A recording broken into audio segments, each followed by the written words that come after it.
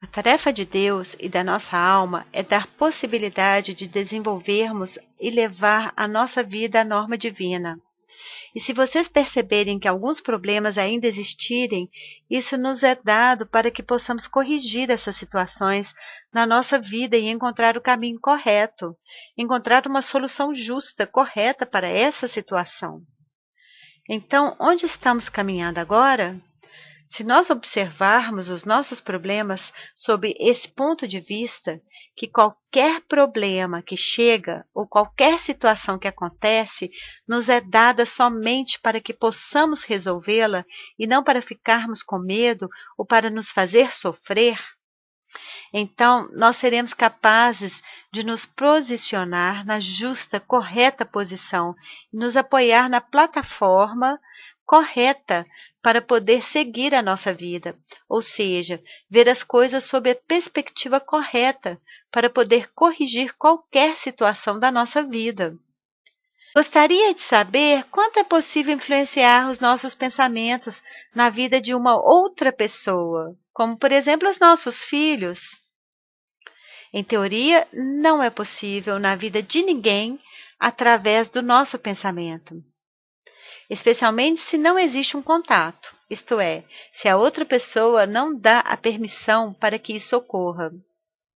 Se estivermos falando de uma influência direta, mas se o contexto é a salvação, falamos de um contexto onde ninguém pode rejeitar essa ajuda, que é o contexto do amor.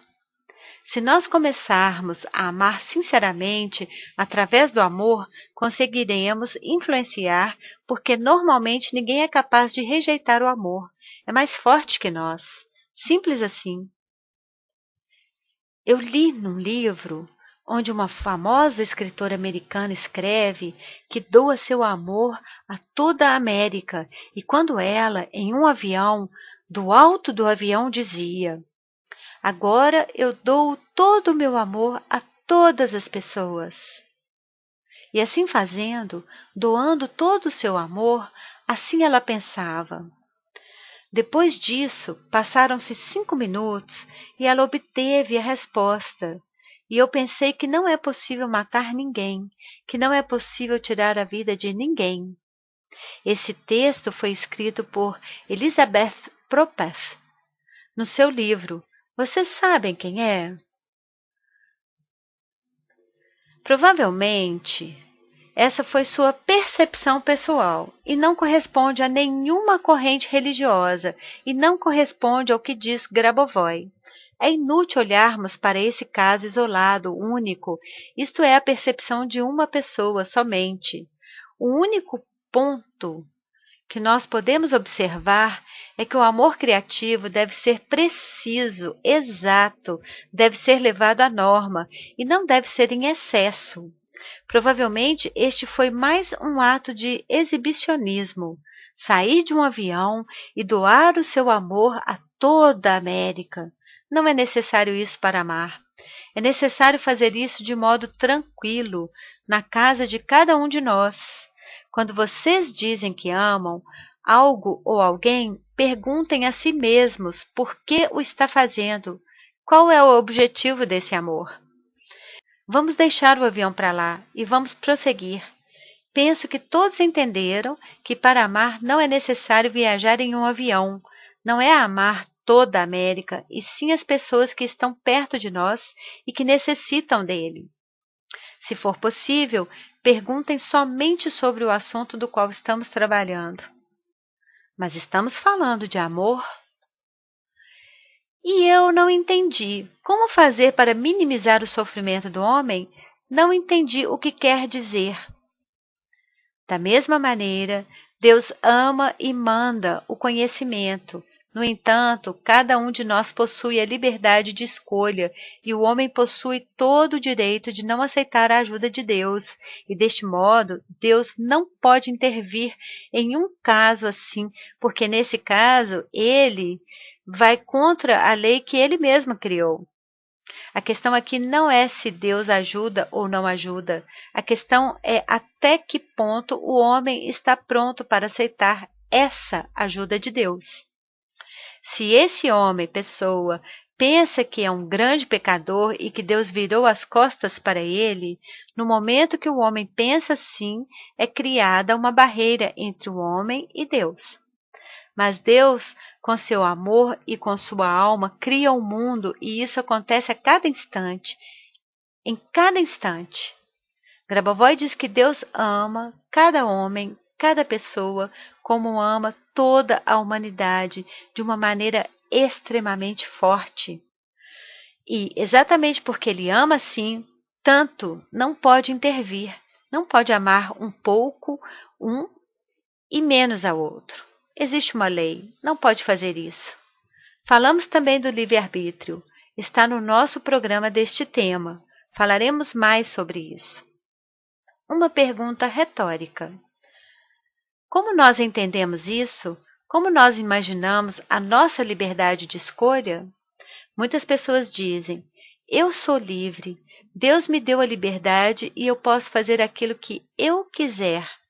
Então eu pergunto: você faz aquilo que você quer, mas você possui aquilo que você quer? Eu quero ser saudável agora. Você conseguiu? Então, onde está a liberdade de escolha? Não existe. A liberdade de escolha existe, mas é limitada por Deus exatamente como vimos aqui. Somente para obter o livre-arbítrio ou livre escolha, uma pessoa que desenvolveu a consciência a tal ponto de não ser capaz de levar o mal a ninguém, essa pessoa possui livre-arbítrio. Enquanto isso não acontece, não possui livre-arbítrio. Então, quando as pessoas falam do livre-arbítrio, de serem livres, de escolherem, devemos explicar um pouco esse conceito. Agora prosseguiremos no nosso desenvolvimento da consciência. É possível explicar o argumento anterior, o que significa minimizar o passado e um exemplo concreto disso? Uma situação crítica, praticamente risco de morte. Mas no passado fez tantas coisas boas, então os médicos dizem: não, essa pessoa não sobrevive, mas a pessoa sobrevive. Então as pessoas dizem: olha que foi Deus que te salvou, foi um milagre. Mas essas pessoas que disseram isso não pensaram que sim. É verdade que Deus esteve sempre perto dessa pessoa. No entanto, foi essa pessoa que se salvou porque acumulou no passado tanta luz. Dissemos que luz é informação positiva, e essa informação positiva permitiu a sobrevivência naquele momento crítico, que permitiu que algo que parecia, aos olhos de todos, impossível, se tornasse realidade, e a pessoa sobreviveu. Agora nós demos um exemplo muito claro, muito concreto. Podemos falar de karma positivo? Coisas boas, efeitos bons? Por favor, façam perguntas somente sobre o argumento. A pessoa vem salva, mas na realidade no passado essa pessoa nunca fez nada de bom. Ela tem a possibilidade de fazer agora boas ações, isto é, no presente. Que a pessoa comece a fazer algo de bom agora? Não pode ser. Certamente ela fez algo de bom em uma vida anterior. Porque se essa pessoa não tivesse feito nada de bom no passado, não poderia ter vindo à Terra neste momento e nesta forma não existiria. Se o nosso corpo físico existe aqui nesta Terra, isso quer dizer que no passado acumulamos tanta luz para chegar até aqui. Sobre o livre-arbítrio, não entendi porque no final você disse que somente uma pessoa que não pode fazer mal a ninguém possui livre-arbítrio e é livre. O livre-arbítrio possuímos cada vez que devemos escolher? Então eu pensava, uma pessoa que decide não tratar-se. Aquilo que nós pensamos que seja liberdade de escolha ou livre-arbítrio é um pouco limitado. Nós pensamos que possuímos, mas a realidade não é bem assim. Uma verdadeira capacidade de escolha possuem as pessoas que conseguiram alcançar um nível de consciência elevada. Estamos falando de uma verdadeira liberdade. Quando somos capazes de pilotar de um modo que a nossa pilotagem nos leva a um resultado praticamente imediato. São poucos os que conseguem isso atualmente. A liberdade de escolha existe para todos, mas não é uma verdadeira liberdade. Uma pessoa que não quer receber tratamento médico, mas não quer dizer que essa pessoa será salva. E, se será saudável de novo, por que fez essa escolha? Por que escolheu não tratar-se? Isso quer dizer que ainda não é capaz de fazer a sua livre escolha. A sua consciência ainda não é desenvolvida o suficiente para realizar essa escolha da maneira correta. Devemos aprender nós mesmos e ensinar aos outros a fazer a escolha correta, seguindo o livre-arbítrio. Quem sabe seja uma experiência que essa pessoa deve passar. Ok, esse conceito de experiência que deveria passar, isso significa que o homem está em uma situação ou em uma posição onde alguém decide para ele, no lugar dele. Grabovoi diz que não existem essas barreiras. O homem pode decidir agora mesmo para si mesmo. Falar de um destino que foi prescrito. Deus não nos dá esse destino. Deus, quando criou o homem, nos deu a possibilidade do crescimento e desenvolvimento eterno. Então devemos fazer tudo para chegar a esse nível e seguir esse caminho. E a partir disso, nós realizamos a tarefa que nos foi confiada por Deus. Mas é exatamente disso que estávamos falando, desse nível de predestinação. Nós desenhamos anteriormente a estrutura. O destino existe até quando o homem não começa a agir.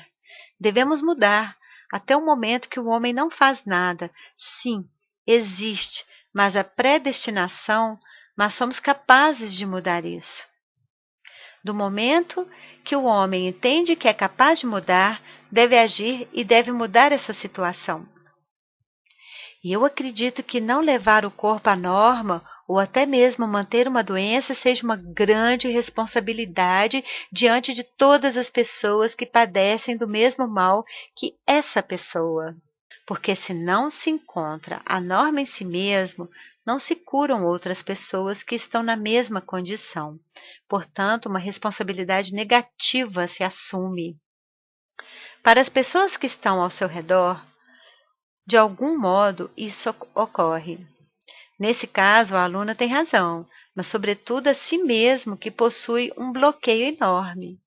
É uma responsabilidade enorme diante de todos praticamente. Principalmente porque cada corpo físico é conectado entre si de forma informativa com todo mundo. Não permite é uma expressão muito forte, porque na realidade não impede que os outros se tornem saudáveis, mas a palavra seria bloqueia. A expressão correta é bloqueio de fluxo. Vamos fazer uma pilotagem. Existe uma pilotagem muito bela que é baseada em toda essa informação que demonstramos. Nós agora possuímos essa informação que tem a capacidade de salvar todos nós. Sabemos que, por sorte, nem todos os nossos pensamentos chegam na pilotagem e qual, ao contrário, é o pensamento que chega? Amor. Aquele que certamente chega é o pensamento de amor. Se o pensamento é cheio de um amor absoluto, começa a pilotar imediatamente.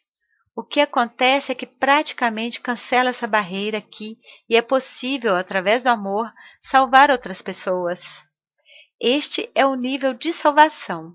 Então podemos já influenciar esse mundo de maneira positiva. Se os nossos pensamentos não retiverem toda essa quantidade de luz, isto é, serem um pouco menos positivos, ficam no passado, podem influenciar levemente no futuro. Existe algo positivo, mas não é suficiente para pilotar e levar esse pensamento para a norma. Nós precisamos entender que mandamos nesse pensamento não positivo. Quando nós falamos de pensamento positivo e não tanto positivo, absolutamente não queremos discriminar ninguém. Sob o ponto de vista de Deus, não existem pessoas ruins, malvadas, existem pessoas ignorantes, que não são iluminadas. Acontece que uma pessoa, em um determinado ponto da sua vida, decide que quer mudar tudo, que agora quer pensar somente de maneira positiva, e então consegue manter esse nível até certo ponto, até encontrar alguém que o chateie, ou alguma circunstância irritante. Até que pensa positivamente, tudo vai bem. Mas depois chega qualquer coisa que o limita. Essa pessoa possui boas intenções, sérias, mas escapou um pensamento não muito iluminado. Essa pessoa compreendeu esse fato e se arrependeu. E o que começa a fazer? Culpar-se. Começa a culpar-se. Deveria ter sido positivo, não deveria ter pensado isso. E começa a arrepender-se. Já realizando todo esse processo, não pensou bem, não fez bem e, além disso, colocou outras coisas como culpa, arrependimento, preocupação. Por quê? Não é racional esse processo. Devemos fazer as coisas de modo racional. Se nós entendermos que pensamos ou fizemos algo não positivo, isto é, que não está na norma, trabalhamos imediatamente nessa situação. Existe na nossa consciência uma área que se chama ponto de não funcionalidade. Conseguiram compreender? Não possui uma posição geométrica fixa para ele.